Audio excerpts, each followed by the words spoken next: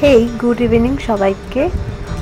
ডেটটা ছিল হচ্ছে 24 আগস্ট। তো কলেজ তো কমপ্লিট হয়ে গেছে 4টের মধ্যে। দেন এই যে নবাবহাট বাস স্ট্যান্ডে চলে এসেছি। নিয়ে আমার বাস ছিল হচ্ছে 5টার বাস, কিন্তু বাসটা লেট করে 5:30টায় এসেছিলো। তো বাসের উইন্ডো সাইডে বসে গেছি, বুঝতে পারিনি সেই দিনটা এরকমভাবে খারাপ যাবে। বাসটা আস্তে আস্তে হঠাৎ বর্ধমানে জৌগ্রামের কাছে বাসটার টায়ারে কি প্রবলেম হয়, নিয়ে বাস থেমে যায়, বলে আর যাবো না।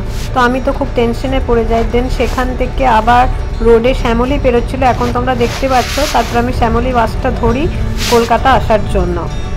বাসটা ছিল বর্ধমান টু করুণাময়ী। তো আমি তার জন্যে বরানগরে নামি, মানে হচ্ছে ডানলপে। তো সেখান থেকে এই যে বরানগর মেট্রো স্টেশনে এখন আমি ঢুকছি, টিকিট কাটবো। দেন এই যে এখন আমার টিকিট কাটা হয়ে গেছে। তো এখন আমি ওয়েট করছি মেট্রোর জন্য। দেখতেই পাচ্ছ কতটা আমি টায়ার্ড হয়ে গেছি। যখন আমি নামি তখন বাজছিল হচ্ছে রাত 8:30। তারপরে এই যে ফাঁকা পুরো একদম মেট্রো স্টপে একটা সুন্দর জিনিস পেয়েছি, নতুন একটা 20 টাকার কয়েন। তো মেট্রো আসার পরে মেট্রোতে চেপে পড়েছি। এবারে যাব আমি কবি সুভাষ। তো ভীষণ এক্সস্টেড লাগছে, আই নো দ্যাট, বাট কী করবো, এতটা জার্নি করে আসার পর রিয়েলি আর ভালো লাগছিল না। জানি তোমরা ভাবছো যে কি হলো, এটা আবার কি করছে। মানে এটা হচ্ছে নেক্সট দিনে, আই মিন 25 আগস্ট। তো আমার চুলটা একদম পুরো যাতাভাবে ড্যামেজ হয়ে গেছিলো। তো আমি মায়ের কাছ থেকে পারমিশন নিয়ে দেন আমার দিদি যেখানে থাকে ওখান থেকে একটুখানি এসে একটা ভালো পার্লার আছে, ওখানে এসে হেয়ার কাটিংও করালাম, কারণ সামনে পুজো আর টাইমও পাবো না, এখন তো ডিউটি চলছে আমার।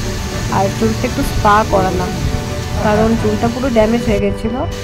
তো ওখানে সবার মানে আমার এখন ঠিক মনে পড়ছে না স্যালনটার নামটা কি ছিল, বাট ওখানে সমস্ত যারা আর কি ওয়ার্কার ছিল সবার বিহেভিয়ার খুব ভালো, ইভেন ওদের ওয়ার্কও খুব ভালো। এখন যে দেখতে পাচ্ছ যে আমার স্টাইলিস্ট বা যে আমার হেয়ার কাটিং করছিল, উনি যথেষ্ট যত্ন সহকারে অনেকক্ষণ টাইম ধরে আমার স্পা আমার হেয়ার কাটিং দুটোই করেছে। আলটিমেট রেজাল্টটা তোমরা দেখতেই পাবে। এই যে এখন চুল সেপারেশন করছে, দেন এটার মধ্যে তোমার হেয়ার স্পায়ের জন্য ওরা যেটা আর কি অ্যাপ্লাই করবে, না আমি যেটা চুজ করেছি আর কি সেটা দেবে।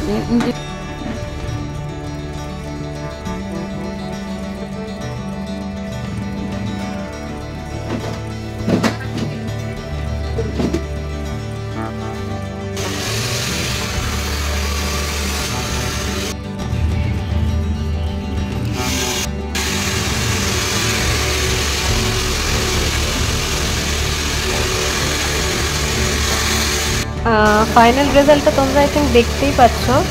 আমি জানি না তোমাদের কীরকম লাগছে, বাট আমার নিজের পার্সোনালি বেশ ভালো লেগেছে।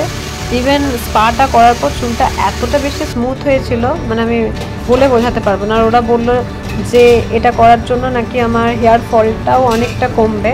লোন থেকে আসার পরে দেন লাঞ্চে এই বিরিয়ানি খাই, তারপরে ইভিনিংয়ে আমার একটু বাইরে আউটিংয়ে যাওয়ার ব্যাপার ছিল। সো দেখতে পাচ্ছ আমি রেডি হয়ে গেছি, কেমন লাগছে অবশ্যই জানিও। আর অ্যাকচুয়ালি আজকের আমার ডেস্টিনেশন ছিল হচ্ছে ওজোরা, কলকাতা। তো তোমরা যারা কলকাতায় থাকো অবভিয়াসলি চেনো ওজোরা। হ্যাঁ ঠিকই ধরেছো, অ্যাক্রোপলিস মলের একদম টপ ফ্লোরে। তো আমরা ফাইনালি পৌঁছে গেছি ওজোরাতে। লিটারেলি বলছি মানে অসাম অ্যাম্বিয়েন্স। আর এই রাত্রেবেলায় ওই একদম অ্যাক্রোপলিস মলের টপ ফ্লোর থেকে পুরো হোল কলকাতাটা প্রায় মোটামুটি দেখার যে সৌন্দর্য, যে এখন তোমরা দেখতে পাচ্ছ কি সুন্দর লাগছিল দেখতে, সত্যি ভীষণ ভীষণ সুন্দর।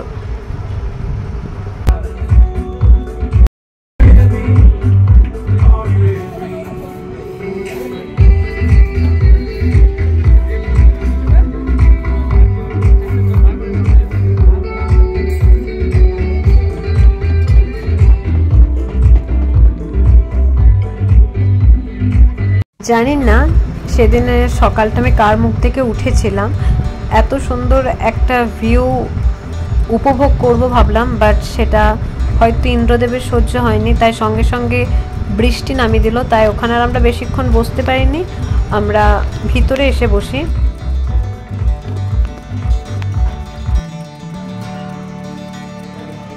ওজোরার ভেতরের অ্যাম্বিয়েন্সটা ঠিক এরকম ছিল, মোটামুটি ক্রাউডই ছিল প্লেসটা, একদম যে ফাঁকা ফাঁকা তা না। তো তখন ওখানে বাইরের বৃষ্টিতে কিছুক্ষণ থাকার জন্য চুলটা আমার হালকা হালকা ভিজে যায়, সেটা আমি একটু দেখে নিচ্ছিলাম যে কতটা কি ভিজেছে। তারপর আমরা খাবার অর্ডার দিই। ড্রিঙ্কসে ছিল হচ্ছে ম্যাঙ্গো মেরি আর ব্লু ব্রিজ, দেখতে পেলে এই দুটো।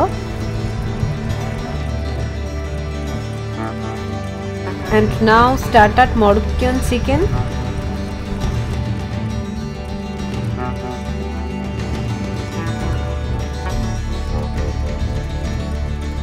আর আমাদের মেন কোর্সে ছিল ভেজ ফ্রাইড রাইস আর চিকেন ইন টেরিয়াকি সস। ওজোরাতে প্রায় আমরা 2 hours 30 minutes মতো কাটিয়ে দেন আবার বাড়ি ফেরার পালা। তো এখন আবার রাস্তাতে, হ্যাঁ বৃষ্টি হয়েছে তার জন্য রাস্তাঘাট একদম ভিজে। এখন অ্যাক্রোপলিস মলের পাশ দিয়ে বেরোচ্ছি, ওখানে এরকম কিছু ছবি ক্লিক করি, দেন তারপর ফাইনালি আমি চলে এসেছি রুমে। এই ছিল আজকের আমার সারা দিন। কেমন লাগলো জানিও, ভালো লাগলে লাইক করো আর কমেন্টস করো, শেয়ার করে দিও।